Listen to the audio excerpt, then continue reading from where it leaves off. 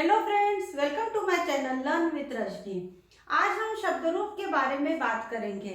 Friends, शब्द रूप को याद रखना बहुत ज़्यादा कठिन होता है क्योंकि बहुत से शब्द रूप होते हैं और उसके प्रकार भी बहुत से होते हैं, जैसे कि अकारांत, आकारांत, उकारांत, इकारांत, रुकारांत और भी बहुत से प्रकार है जिसे कि हमें याद रखना बहुत ज़्यादा मुश्किल हो जाता है। लेकिन अगर हमें ट्रिक मालूम है तो हम आसानी से उसे याद रख सकते हैं। आज हम अकारांत पुल्लिंग के बारे में बात करेंगे। अकारांत पुल्लिंग में वे शब्द आते हैं जिसके अंत में अ का उच्चारण होता है, जैसे बालक, देव, राम, गज और भी बहुत से हैं जो कि अकारांत पुल्लिंग में आते हैं। अगर आपने एक ट्रिक सीख ली तो आप उसी ट्रिक से अकारांत पुल्लिंग का शब्द रूप आसानी से कर सकते हैं।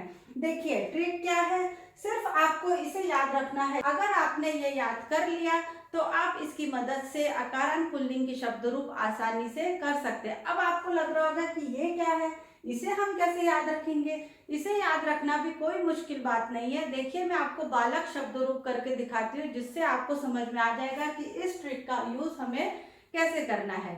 ओके, अब हम ट्रिक का यूज कैसे करते हैं वो देखते हैं। हम बालक का शब्द रूप करेंगे। मैंने यहाँ पर लिखा हुआ और बालक भी मैंने सभी जगह लिख लिया है।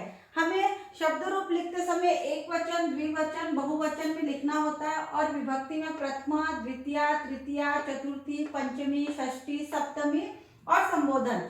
सप्तमी के बाद में अष्टमी नहीं होता है, संबोधन आता है। ये सब मैंने यहाँ पर लिखा हुआ है। अब देखिए आप हमें नायात से इसका यूज हमें ये एक वचन में करना है। वो कैसे करना है देखिए, इसे आप देख के डरिए मत, इस शब्द को बहुत इजी है। हमें नायात से देखिए इसका यूज हम कैसे करते हैं।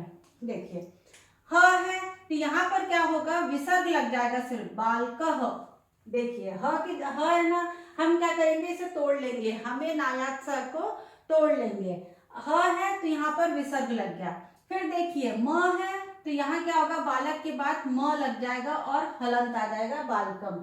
फिर तृतीया में क्या होगा, एक ही मात्रा छूटी हुई है हमारी और ये न है, तो यहाँ पर हम बालक में एक ही मात्रा लगाएंगे और यहाँ पर लिख देंगे न, तो ये हो गया हमारा बालकेन।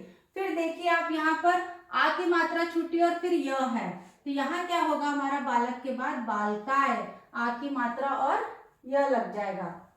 फिर आप देखिए यहाँ पर आ की मात्रा छूटी और त है, तो ये हमारा हो जाएगा बालकात। क्या हो जाएगा हमारा, ये बालकात, आ की मात्रा और त। फिर उसके बाद में देखिए आप स्य है, स आधा और ये, तो यहाँ पर हमारा हो जाएगा बालकस्य।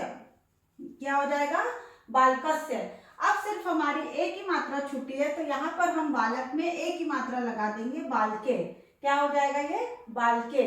अब नीचे जो संबोधन में रहता है वो सिर्फ बालक के बाद में हमारा हे लग जाता है, हे बालक। देखिए आपका एक वचन पूरा तैयार हो गया है। सिर्फ आपको ये शब्द ही ध्यान में रखना है। अगर आपने ये शब्द ध्यान में रखा तो आप किसी भी शब्द का शब्द रूप आसानी से कर सकते हैं। बालक की जगह अगर यहाँ पर दूसरा भी कुछ शब्द होता तो भी आप उसे आसानी से कर सकते हैं। अगर देव होता तो भी आप इसे इसी ट्रिक से आसानी से कर सकते हैं। सिर्फ आपको इसे ही याद करना है। अब हम देखते हैं द्विवचन में इसका यूज हम कैसे करेंगे। द्विवचन बहुत इजी होता है और बहुवचन भी इजी होता है। थोड़ा सा कठिन हमें एक वचन में ही होता है, लेकिन अगर ये ट्रिक सीख ली आपने तो अब आपको उसमें भी दिक्कत नहीं होगी। हमें नायात से ये हमारा होगा एक वचन में यूज। अब देखिए दो त्रिभ्याम द्वयो, ये हमारा होगा द्विवचन में यूज।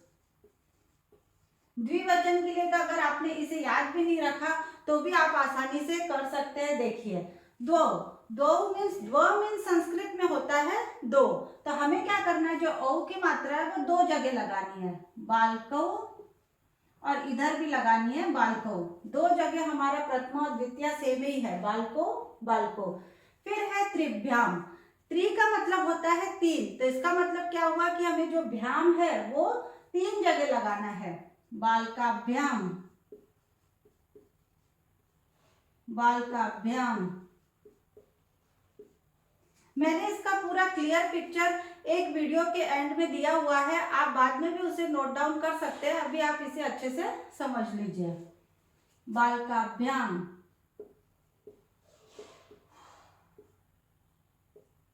हलंत लगाइए यहाँ पर। अब देखिए द्वयो, हमें क्या करना है, दो बार यो लिखना है, बालकयो, बालकयो। और संबोधन में क्या करते हैं हम, जो एक वचन में लिखा है वही लिखते हैं, हे लगा देते हैं और हे बालको। देखिए कितना इजी है। 2 बार सिर्फ आपको बालक में ओ की मात्रा लगानी है, फिर 3 बार आपको भ्याम लिखना है और फिर 2 बार यो लिखना है और लास्ट में तो जो संबोधन में रहता है, जो प्रथमा में रहता है वही संबोधन में आता है। देखिए द्विवचन कितना ज्यादा इजी है। अगर आप उसे ऐसे भी याद कर सकते हैं, 2 बार ओ की मात्रा, 3 बार भ्याम, 2 बार यो और संबोधन में तो प्रथमा जैसे ही होता है। अब देखिए इसी तरह से बहुवचन की भी ट्रिक बहुत इजी है। बहुवचन की ट्रिक भी बहुत इजी है। आनो द्वेभ्य आनाम हेषु है, ये हमारा किस में यूज होगा, बहुवचन में। द्विवचन और बहुवचन में अगर आपने इसे याद भी नहीं रखा तो भी बहुत इजी है। देखिए बहुवचन भी बहुत इजी है, सिर्फ अगर आप एक वचन का हमें नायाद से याद रखेंगे तो भी होगा। बहुवचन और द्विवचन बहुत इजी है।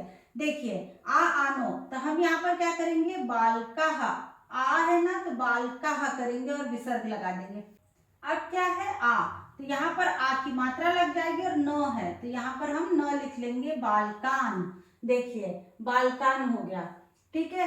फिर उसके बाद देखिए आप ए की मात्रा बची हुई तो यहाँ पर हम ए की मात्रा लगा देंगे और विसर्ग लगा देंगे, तो ये हो गया हमारा बालकेः।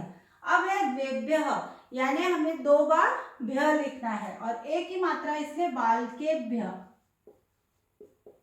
यहाँ 2 बार हम क्या करेंगे, भ्य लिख देंगे। अब आप देखिए आनाम है तो यहाँ पर क्या हो जाएगा हमारा पूरा बालका नाम, आ की मात्रा और ये नाम। अब ये है हेशु तो ये क्या होगा हमारा बालकेशु। कितना इजी है देखिए।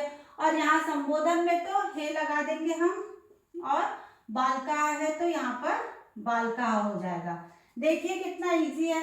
द्विवचन बहुवचन तो बहुत ज्यादा इजी है, थोड़ा सा एक वचन में ही आपको कठिनाई होगी, लेकिन अगर आपने हमें नाद से कर लिया तो आपको कोई भी कठिनाई नहीं होगी। इतने सारे शब्द रूप याद करने की बजाय अगर हम इन ट्रिक को ही याद कर लेते तो हमें बहुत ज्यादा आसानी होगी। जैसे हम गणित में, मैथ्स में फार्मूले और सूत्र याद करते हैं, उसी तरह से आप इसे सूत्र समझकर याद कीजिए तो देखिए आपसे शब्द रूप कितने अच्छे से आएंगे और आप प्रैक्टिस करेंगे तो आपको और जल्दी जल्दी फिर शब्द रूप आने लगेंगे।